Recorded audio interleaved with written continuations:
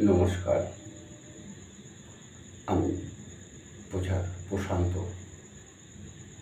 আচার্য প্রশান্ত কল্যাণ বলছি। প্রত্যেক সপ্তাহে আপনাদের জন্য কম বেশি একটু শিক্ষামূলক হোক, যে বিষয় হোক, একটু ভিডিও ছাড়ি।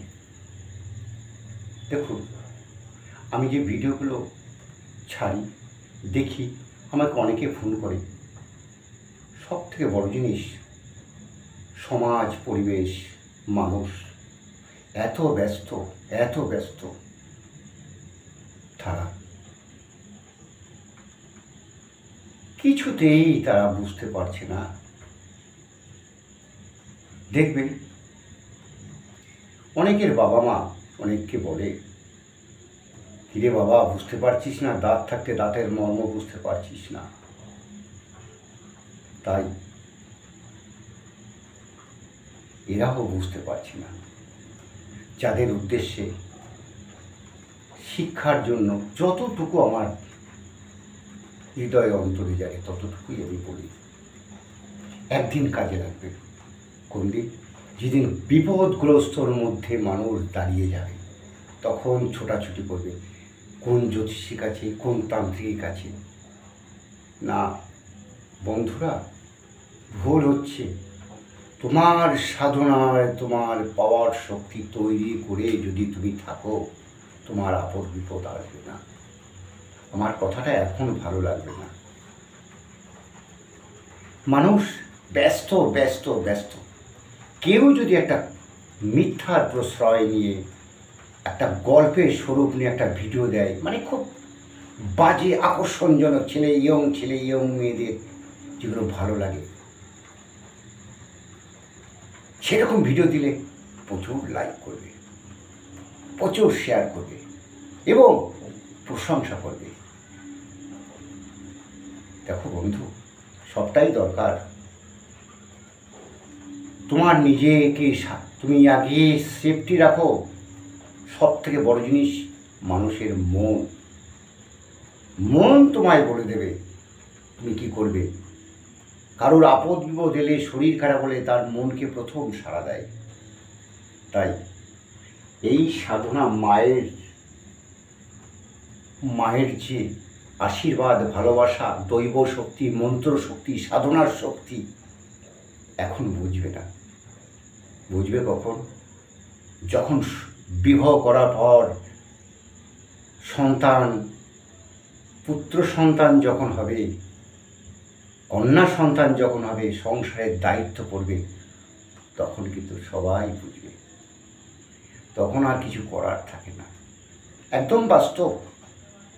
তাই আমি যে দৈব শক্তির কথা, মন্ত্র ইত্যাদি এগুলো নিয়ে আলোচনা করি তোমাদের কল্যাণের জন্য। বাবু, তোমরা ভালো থেকো, এই কামনা করি। আমি মায়ের কাছেও তাই জানাই, সাধনার মার্গ কত বড় কঠিন। আমি যে কত গল্প করেছি তোমাদের কাছে ভিডিওর জন্য, এই মা চণ্ডাল, মা ভ্রমর, এদের নিয়ে অনেক কিছু বলেছি। বিশ্বাস হবে কিনা জানি না। তোমাদের বাবা মা ঠাকুরদা যদি কেউ থাকে, জিজ্ঞেস করবে পুরোনো দিনের কথা। ঠিক তাই, মানুষ তো এখন মিথ্যা কথা, লোক ঠকানো, যেখানেই হোক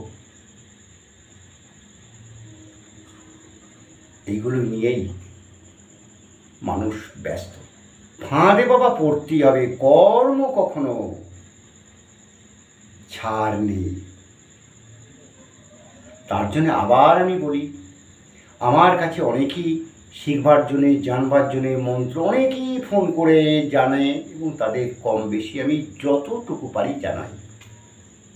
আমাকে বলে, গুরুজি আপনার বাড়িতে এসে আমি শিখবো থেকে। আমার তো থাকবার জায়গা নেই বাবু। আমি উপরে এই মায়ের মন্দিরের পাশে একটা ঘর করবো বলে দূর থেকে যারা আসবে চেষ্টা করছি। দেখি সব আমার বড় মায়ের কৃপা, মায়ের ভালোবাসা, মায়ের দান সবই। তাই আমাকে আগামী সপ্তাহে আমাকে একটি ইউটিউবার আমাকে ফোন করে বলল যে গুরুজি, আপনার কাছ থেকে আপনার লাইফের এই আধ্যাত্মিক লাইনের বা এইসব লাইনের আগামী রবিবার এসে আমি আপনাকে একটু জিজ্ঞেস করব বা শোনার ইচ্ছা বা লোককে দেখাবার ইচ্ছে একটু যদি বলতেন, আমি এসে আপনাকে জিজ্ঞেস করব। আমি তাড়িয়ে দিয়েছিলাম, তাদের বলেও ছিলাম যে আসতে হবে না, কিন্তু এবার একজনের জোর ধরলো। আমি ঠিক আছে বাবু, তুমি এসো, তোমার যদি ভালো লাগে। এবং বলছে আপনি যে কথাগুলো বলেন খুবই মনে লাগা কথা, যাদের অন্তর আছে, মন আছে, অবশ্যই লাগবে। একটা খারাপ মানুষ হলে সেটি মন দিয়ে যদি শোনে অবশ্যই লাগবে। যাই হোক, আজকের ভিডিওটা এই বিষয় নিয়ে আমি আলোচনা করছি। দেখি আগামী সপ্তাহে আমাকে ওই ইউটিউবের ব্যক্তি এসে আমাকে কি জিজ্ঞেস করে আমি জানি না, সে তারই ব্যাপার।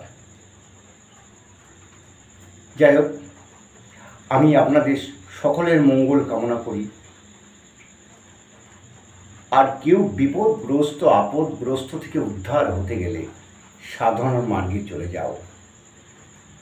কোন ব্যক্তি, সে কোন মায়ের ভক্ত, কোন মাকে সাধনা করতে হয়, এগুলো জানার আছে, শিখার আছে, শিক্ষার শেষ নেই। আমি জানি, দেখছি আমার যেসব খুব এই চণ্ডাল নিয়ে ইত্যাদি নিয়ে যেগুলো দিয়েছে, আমাকে প্রচুর শেয়ার করছে, প্রচুর ভিউ দিচ্ছে, কিন্তু যখনই আমি এই প্রবাহের কথা বলি, মানুষ হওয়ার জন্য তাদের বলি তোমরা মানুষ হও।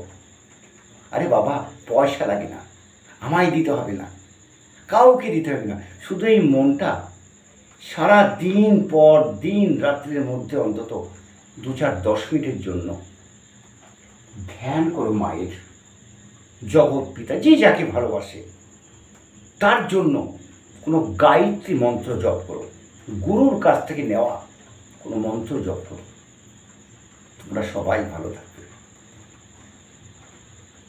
যাই হোক, মায়ের আশীর্বাদ নিয়ে আমি তোমাদের সকলের মঙ্গল কামনা করি, আশীর্বাদ করি। মা যেন তোমাদের আগামী দিন ভালো রাখে। আমাকে অনেকে শেয়ার করে, অনেকে লাইক করে। যাই হোক, আমার যদি ভালো লাগে কথাবার্তা, একবার অন্তত লাইক করে দিও। শেয়ার করতে হবে না, আমি বলবো না শেয়ার করো, কাউকে দেখাও, তার ব্যক্তিগত ব্যাপার।